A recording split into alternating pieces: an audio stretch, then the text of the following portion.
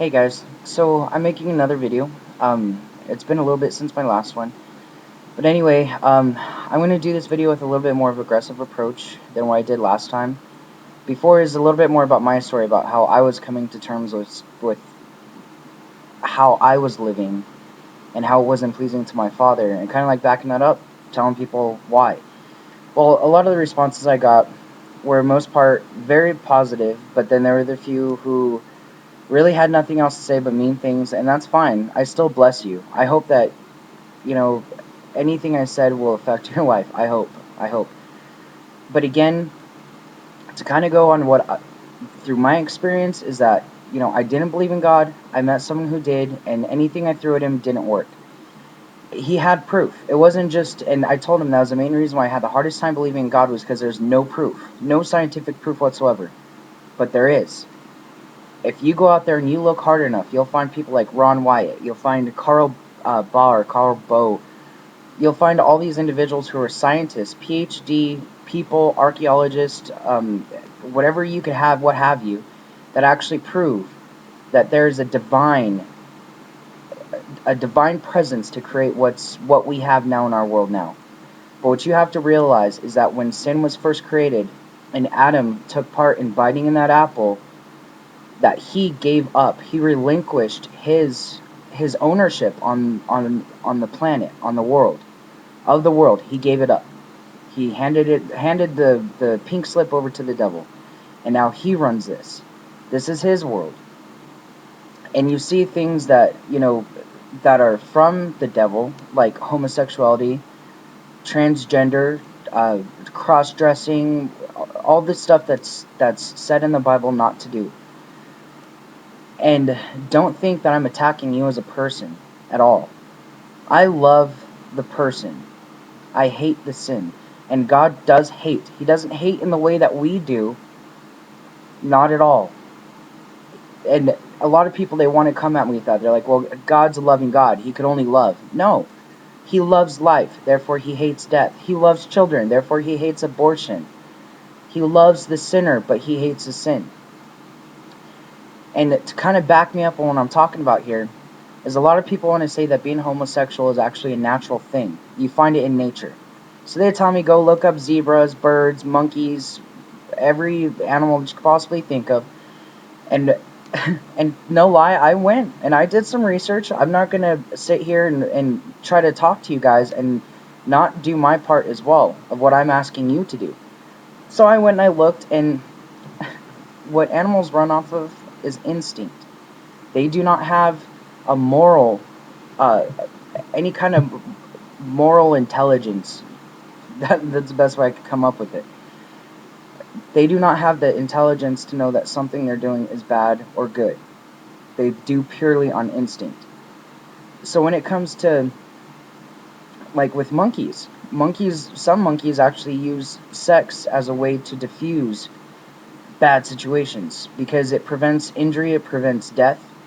So the males will hump each other, the females will back up into each other, and it doesn't mean that they're homosexuals.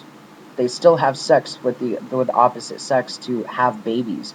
They don't have, life partnerships, and then any kind of baby that's abandoned, that's a whatever, they go and grab it and try to raise it together. They don't do that. And if we want to say and go off the argument that it's actually a natural thing in nature that you find, then any of the mothers that we know as a human species that murder their children cannot be held accountable for that. Not at all. Because you see animals in nature all the time killing their young. But it brings it back to a thing that it's an instinct thing. That, like cats, they'll have babies, and their maternal instinct is like they're licking it, they're trying to take care of it, they're cleaning it all the time. But then at some points in time, the babies are still really small, their movements are really, kind of where they're real jerky, and they have really little high-pitched squeaks, and it triggers that instinct, and they'll kill their baby. They'll kill it. And so if we want to say that that's the case, people like Casey Anthony, or mothers who murder their children by throwing them into lakes in the cars, they can't be held accountable. They really can't. if we're going off that argument.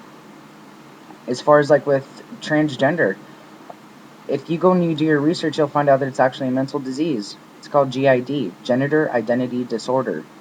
So people who have schizophrenia, if they believe they're a bird, do we really go and put them through all the surgeries to go and try to hollow out their bones, to restructure their bodies so they're more aerodynamic to fly, put feathers on their arms, and then take them up to a building and tell them, go ahead and jump. Don't worry about it, bro. Just jump. Just flap your arms really fast. You'll be alright. We don't do that. It's not ethical. In my case, I stopped taking testosterone like 10 to 6 months ago. I think it's more like around 10.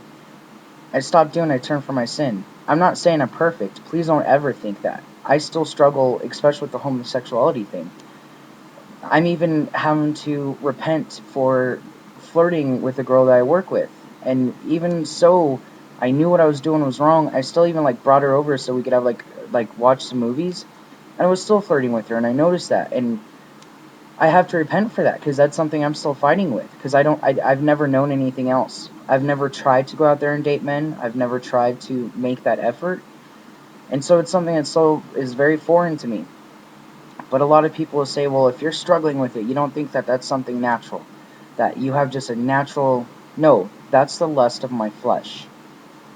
Your flesh will get you in so much trouble in this world, because you know what, the Father, He loves us, and He sets guidelines for us to live by. And He does it because, and it's so awesome, because when He tells people, this is the law, this is how I want you to live, He goes, because I'm set apart, therefore you're set apart. And that's powerful. You know, that's Him telling us, like, you know, I am something amazing. So are you. You know, hold yourselves higher than that. You know, walk around with your head held high. But in the world of the devil, everyone's like this. Just keep their heads down.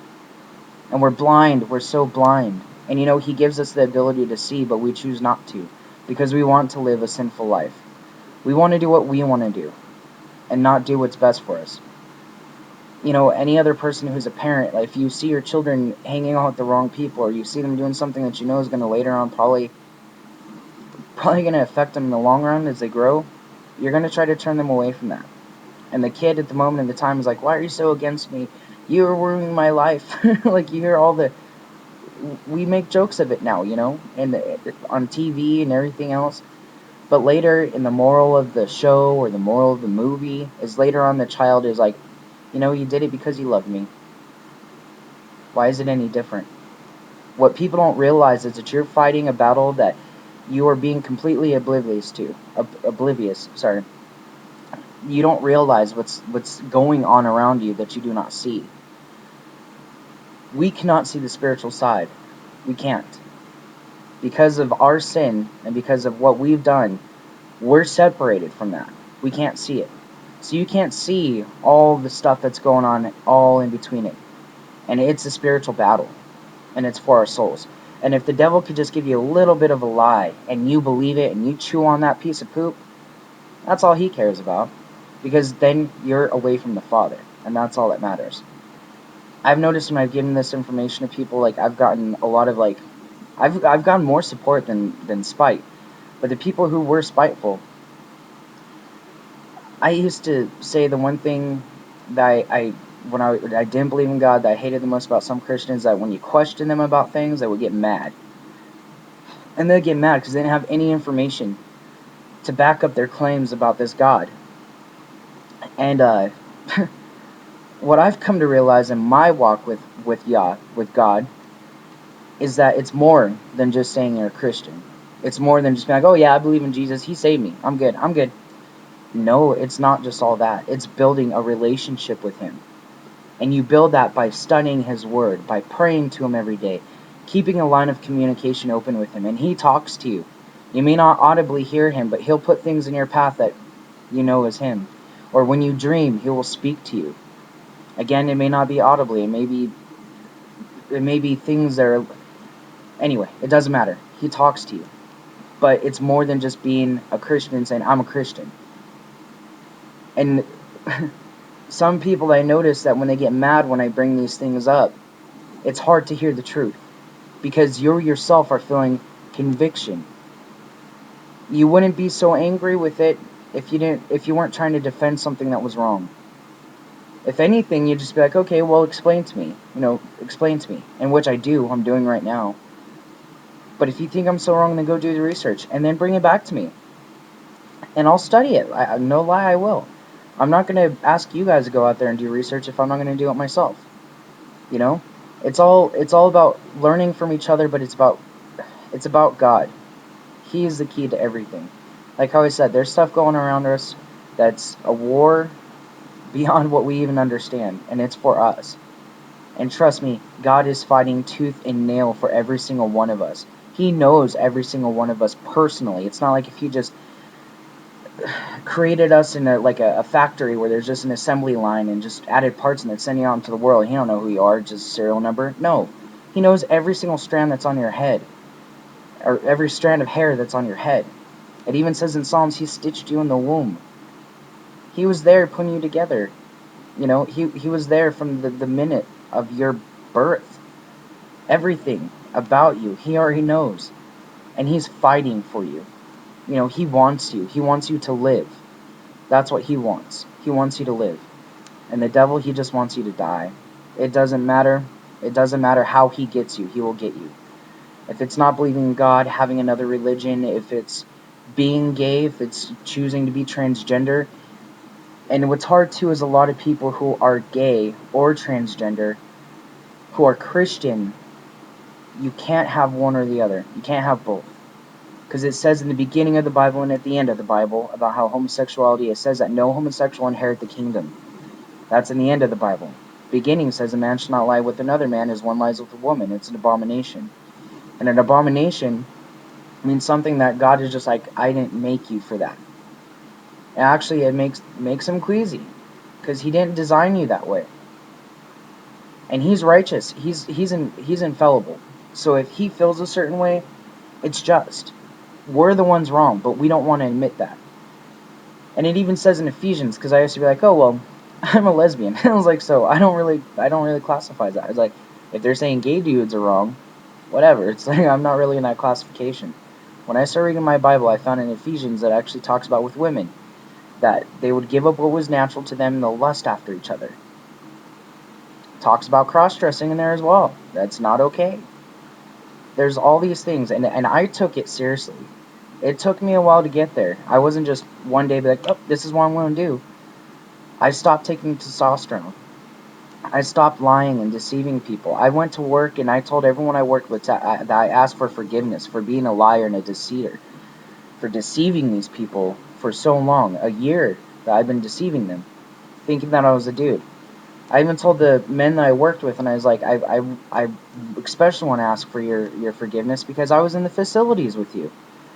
I would feel violated, being like, whoa, because that's just how I would feel. And thankfully, because I prayed on it and I asked the Father to protect me and to guide me through this, I've received more support than I thought I would. I made it worse than what I thought it was going to be. But the thing is that there's a battle going on right now. And you cannot be lukewarm. It's like you have to make a choice at some point in time because our King is coming. He's coming. And it's like, are you going to be ready? And that's the thing. I'm just so scared in the world that we live in that so many people buy into this lie. And they do not listen. And I am point proof right here. I've turned from that lifestyle. I've turned from it completely. I still struggle with the whole girl thing, but I'm working on it. But I'm still making an effort. That's what He wants from you. We will always sin. We will never be perfect. And He knows this. But He wants an effort. A real effort. And He'll reward you. He will. So I just say in the meantime, until I'm able to come up with something else, and if you have something, bring it on. Let me know. You want me to talk about something that you think you have a better point than me, I'll go do my research and I'll make another video. So in the meantime, beloved, please really sit down and think. Because that, as Paul Washer says, the net is enclosing around us as we speak. At some point in time, you're going to have to get rid of all those little stupid trinkets and everything that's keeping you blinded from what's really coming. You need to open your eyes. You need to wake up. So until then, I wish you all the best, and I bless you, and I pray that he comes into your life and he does something wonderful, and he makes you new, because he will. He's already doing it for me.